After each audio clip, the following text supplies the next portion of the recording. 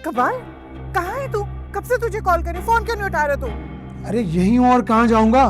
और ये आप मुझे फोन क्यों कर रही हैं? मुझे मनहूस इंसान, वो यहाँ भी टपक पड़ी है। Hello guys, welcome to my YouTube channel. Drama serial टूटा हुआ दिल अब एक इंतहाई सनसनीखेज और फैसला कुन मोड़ पर पहुंच चुका है। किस्त नंबर 31 के प्रोमो ने शाकीन की दिलों की धड़कनें तेज़ कर दी है, क्योंकि सालों से छुपे राज अब फाश होने वाले हैं और सच्चाई का सामना करने से डरने वाले किरदार अब मुकम्मल तौर पर घबरा चुके हैं। प्रोमो को देखकर साफ अंदाज़ा हो रहा है कि आने वाली किस्त ना सिर्फ खौफ धमकियों का बाजार गर्म करेगा, बल्कि रिश्तों के दरमियान जमी बर्फ़ भी पिघलने के बजाय गुस्से की आग में बदलने वाली है। कहानी की शुरुआत में हम देखते हैं कि कबान शदीद परेशानी के आलम में अपने कमरे में मौजूद है, जहां इससे कॉल मौसूल होती है। फ़ोन पर इसकी वालदा या करीबी खातून सख्त अंदाज लहजे और खौफ की हालत में से पूछती है कि वो कहाँ है और इतनी देर से फ़ोन क्यों नहीं उठा रहा था। जब कबान आराम से जवाब देता है कि वो कहीं नहीं गया और यहीं है, तो दूसरी तरफ मिलने वाली खबर इसके पैरों तले से ज़मीन निकाल देती है। इसकी वालदा बताती है कि वो लड़की यहाँ भी पहुँच चुकी है, यानी जिस सच्चाई से कबान और इसका ख़ानदान भागने की कोशिश कर रहा था, वो अब इनकी दहलीज तक आ पहुंची है। प्रोमो का ये हिस्सा इंतहाई अहम, जहां खातून कबान को बताती है कि इस लड़की ने आज सबके सामने तेरा बेड़ा फांडा फोड़ देना है और सच्चाई उगल देनी है, तो हम कहीं के नहीं रहेंगे, हमारी इज़्ज़त का जनाजा निकल जाएगा। इस बात से ये बात बिल्कुल साफ ज़ाहिर होती है कि कबान ने माजी में कोई ऐसा संगीन गुनाह धोखा दिया कि जिसका राज फाश होगा तो इसका पूरा ख़ानदान तबाह व बर्बाद हो जाएगा।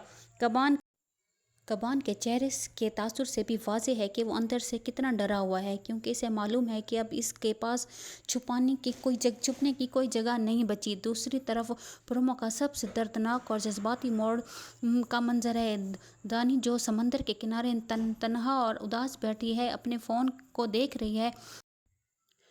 इसे एक बेरहम और धमकी अमेज़ा कॉल आती है। फ़ोन पर मौजूद शख्स दानी को सख्त अल्फाज में ख़बरदार करता है कि वो इसकी बात कान खोलकर सुन ले। इसे साफ कहा जाता है कि अगर इसने अपना मुंह से एक लफ्ज़ भी निकाला तो या सच बोलने की जुर्रत की तो इसका अंजाम बहुत बुरा होगा। लेकिन बात सिर्फ यहाँ ख़त्म नहीं होती, बल्कि ब्लैकमेलर इसकी सबसे बड़ी कमज़ोरी यानी इसकी बीमार और बूढ़े बाप का सहारा लेता है। दानी को याद दिलाया जाता है कि इसका बाप दिल का मरीज़ है। अगर इसने कोई भी कदम उठाया तो इसके बाप की जान को शदीद खतरा लागू हो सकता है। ये एक ऐसा मौका है जहां दानी दोराहे पर खड़ी दिखाई देती है। एक तरफ इसका ज़मीर सच्चाई का साथ देने का जज्बा और दूसरी तरफ इसके मजलूम और बीमार बाप की ज़िंदगी। आने वाली किस्त में ये देखना इंतहाई दिलचस्प होगा कि क्या दानी इस खौफ की धमकी के आगे घुटने टेक देगी या फिर वो अपने तमाम डर को बलाए ताक रख के कबान और इसके सहूलतकारों का असल चेहरा दुनिया के सामने बेनकाब कर देगी। प्रोमो के तीसरे मंजर में हम घरेलू तलखी और रिश्तों के टूटने की दास्तान देखते हैं। शैला के घर में हालात इंतहाई कशीदा हो चुके हैं।